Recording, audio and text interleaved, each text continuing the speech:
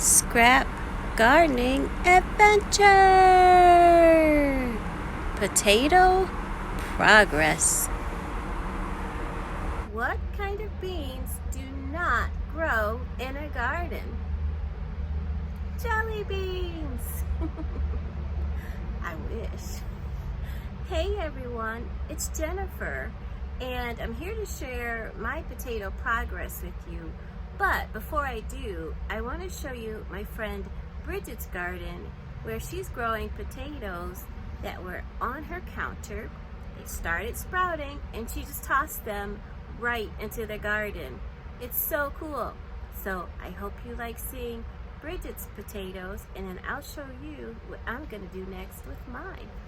So right here we have some yellow potatoes, and they kind of sprouted when they were in the cabinet. So we just threw them outside. And look, one of them is down in the dirt. The right way to do it is cut them and plant them. But you see, every one of these little nods is a brand new plant. And even if you just set them outside and water them, they can turn into bigger plants. This here is a calendula, and you might see other little babies. Those are the seeds from this plant right here that we just let fall all around.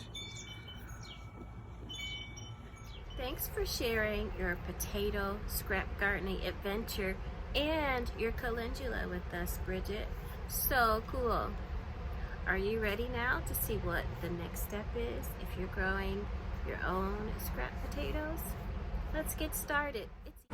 You'll need some potting soil, water, and your potato plants.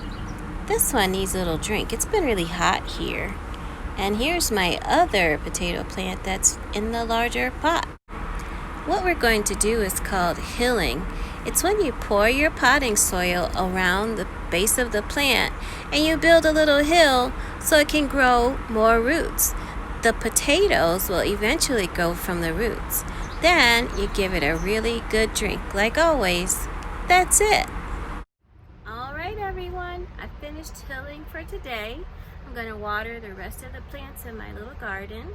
And I can't wait next week to share with you my epic scrap gardening fail. Well, I hope you have a great rest of your day. And I hope you're enjoying a lovely scrap gardening adventure. See you next time. Bye.